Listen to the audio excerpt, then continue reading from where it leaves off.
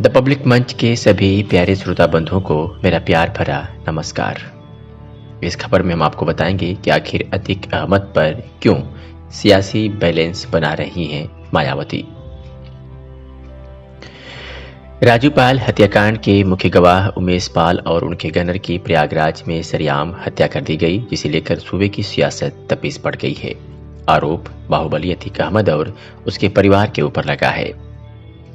बसपा प्रमुख मायावती अतीक की पत्नी शाइस्ता परवीन को पार्टी से बाहर न निकालने की बात कहकर खुद उनके साथ खड़ी नजर आ रही हैं, तो पार्टी के प्रदेश अध्यक्ष विश्वनाथ पाल को उमेश पाल के घर वालों के आंसू पोंछने के लिए भेजकर राजनीतिक बैलेंस बनाने की कोशिश कर रही हैं। सवाल उठता है कि मायावती की यह सियासी मजबूरी है या उनकी रणनीति का हिस्सा। उत्तर प्रदेश की सियासत में बसपा अपने सबसे बुरे दौर से गुजर रही है। मायावती का साथ छोड़कर पार्टी के तमाम बड़े नेता चले गए हैं या फिर उन्हें बाहर निकाल दिया गया है। बसपा का वोट बैंक भी खिसकर करीब 13% पर पहुंच गया। सूबे में पार्टी का एक ही विधायक है। ऐसे में मायावती यूपी की सियासी पिच पर एक बार फिर से दलित, मुस्लिम और अति पिछड़ा वर्ग का समीकरण बनाने में जुटी है। माफिया अतीक अहमद की पत्नी शाइस्ता परवीन के सहारे मायावती प्रयागराज में अपनी खोई राजनीतिक साख को पाने के साथ साथ दलित मुस्लिम फार्मूले को अमली जामा पहनाने की कोशिश में है। वहीं पार्टी प्रदेश अध्यक्ष विश्वनाथ पाल के जरिए अति पिछड़े वोट बैंक को साधने का दांव चला रही है। लेकिन मायावती की रणनीति में उमेश पाल हत्याकांड ने पलीता लगा दिया है, क्योंकि इस मामले का आरोप अतीक अहमद और उसके परिवार पर लगा है।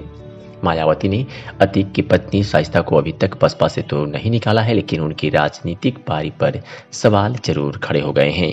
हत्याकांड को लेकर अतीक के बेटे और शाइस्ता परवीन की देवर पर मुकदमा दर्ज कराया गया है। शाइस्ता परवीन पर एक्शन न लेकर मायावती मुस्लिमों को संदेश देने की कवायद कर रही हैं कि बसपा उनकी खैरख्वाह है। महज आरोप प्रत्यारोप से वह शाइस्ता को पार्टी से बाहर नहीं करेंगी। हालांकि उन्होंने यह बात जरूर कही है कि शाइस्ता को जांच दोषी साबित होने के बाद ही पार्टी से निष्कासित किया जाएगा।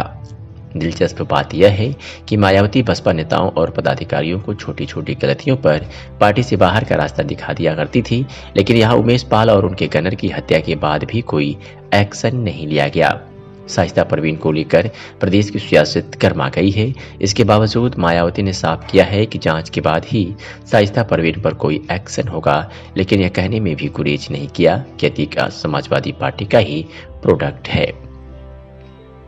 मायावती ने शाइस्ता के साथ खड़े होकर उत्तर प्रदेश के मुसलमानों को यह संदेश देने की कवायद की है कि इल्जाम के बुनियाद पर कोई एक्शन नहीं होगा।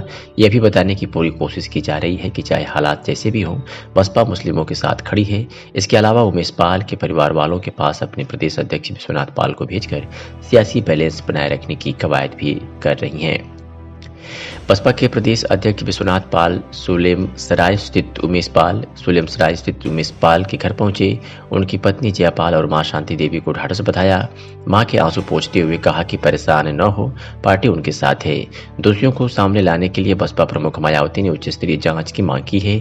यह भी कहा कि माफिया अतीक अहमद की बीवी शाइस्ता परवीन अगर इस मामले में दोषी साबित होती हैं तो उन्हें पार्टी से निकाल दिया जाएगा।